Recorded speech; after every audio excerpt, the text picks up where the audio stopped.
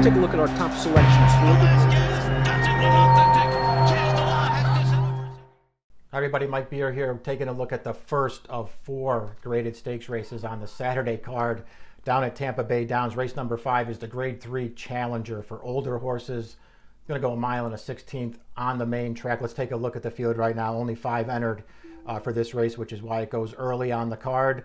Kind of a wide open looking race a little bit though. You know, it's led by morning line favorite Modernist. He's number 5 there at 9-5 on the morning line. We'll see if he actually goes favored in this race. This is a horse who, you know, if nothing else, showed that he really wanted distance as a younger horse. You know, as soon as they stretched this horse out as soon as they could. He broke his maiden going 9 furlongs in January of his 3-year-old campaign, and came back out of that race to win the slower division of the Grade 2 Risen Star in his very next start. So this is a horse who wanted distance. He does have some potential.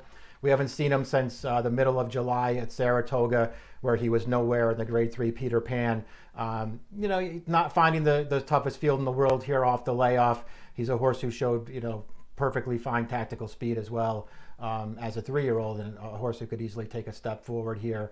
We'll see if we get his best race off the layoff. If he does, then he improves. He's a horse who could easily win this race. Let's take a look at the time for him.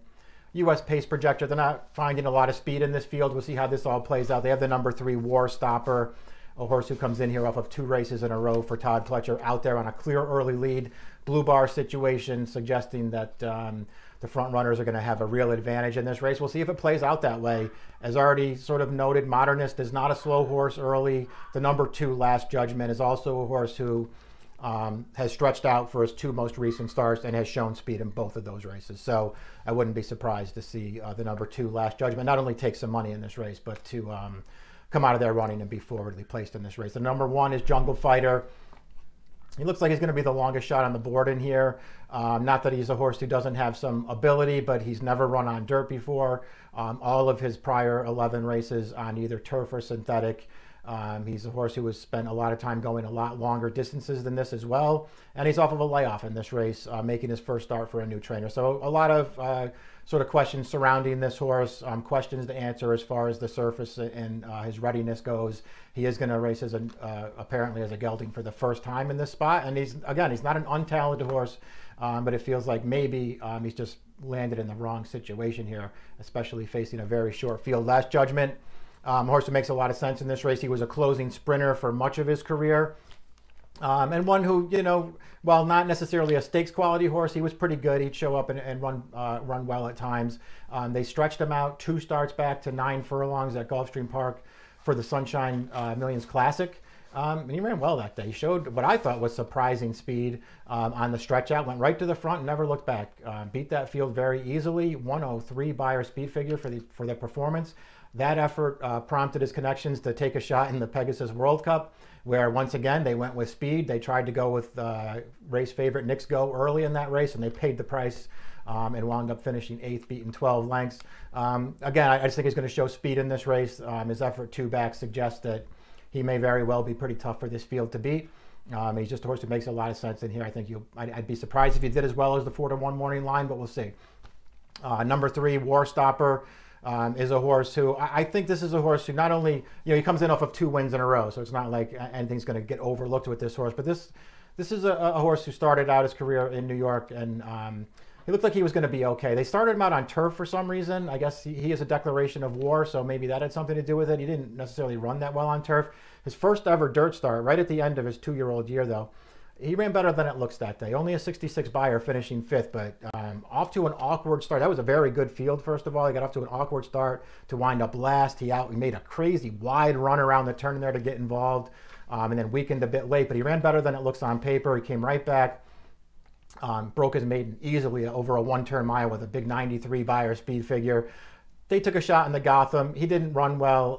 They're showing speed, contesting the pace under pressure for a long way and tiring. Long layoff after that. He's come back with 2 wins in his first 2 starts for trainer Todd Pletcher over at Gulfstream Park. I thought he ran well in both of those races, in particular the last one. We'll take a look at the replay of that right now because you know, you're going to see the stretch run here where he's starting to put away a rival, and he's just going to stay gamely to hold the closing runner up at the end of this race. But he was just wide every step of the way. 4 wide around the first turn in there, went up 3 wide to press the pace on the backstretch and contested it around the turn. It felt like he did a lot of racing in there. His 2 races since starting back from the long layoff are both good, and he's certainly a horse who could take another step forward in here. I don't know if he's going to get as loose as the pace projector thinks he is, but this is a horse who is going to be up close to the pace, and it feels like he still has forward to go. I think he's a big threat in this race. The 4s let me know.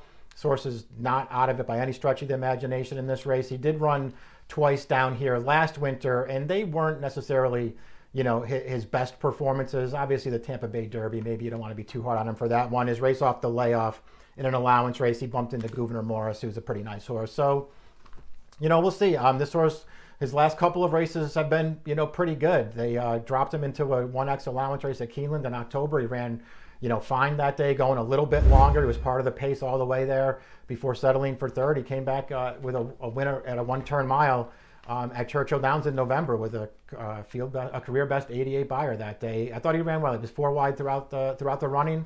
A little bit too good for those horses. It feels like this race might be a little bit tougher for him, but distance isn't a problem for him. He's probably not going to be the favorite or close to it. And he's not out of this by any stretch of the imagination. The 5 is Modernist. I mean, if he's going to wind up being the favorite in the race, you probably want to try to beat this horse. Not that he isn't any good, but he is going to have to improve to beat this field. You know, we'll just see if he goes favorite. I don't know that he will, but he does have, you know, a bunch of graded stakes on his page. As already mentioned, he won the slower division of the Risen Star down at Fairgrounds very early on as a 2-year-old. He showed that he wanted distance basically right away. And he improved as soon as they stretched him out. He came back out of that Risen Star to run, you know, fine, finishing 3rd in the Louisiana Derby. It was a race that really held together up front. There wasn't any closing going on, and he did get forward. But he was also caught wide throughout most of the running there. I thought he did okay to be 3rd. He came back for 2 starts in the summer. Just got absolutely dusted in the Belmont Stakes and didn't really do that much better in his next start in the Peter Pan. Those were better horses, though. He's not, you know, facing that kind of competition. This time, he's off the layoff. He's going to have to take a little bit of a step forward to win here. Not that it would be that surprising if he did that, but as the morning line favorite, you know, whether he goes favorite or not, he seemed like a pretty tough horse to take in here. I was going to stick with the horses who had a little bit more recency, and I'm not way against Last Judgment, but I put Warstopper on top. I think he'll be forward as the pace projector suggests. And I just feel like he could take another step forward in here, which he is going to have to do if Last Judgment shows up with anything like his performance 2 starts back at Gulfstream Park. I went 3, 2, 4, and 5 in the Challenger. It's race number 5 at Tampa Bay on Saturday, approximate post time 2:18 Eastern. Good luck.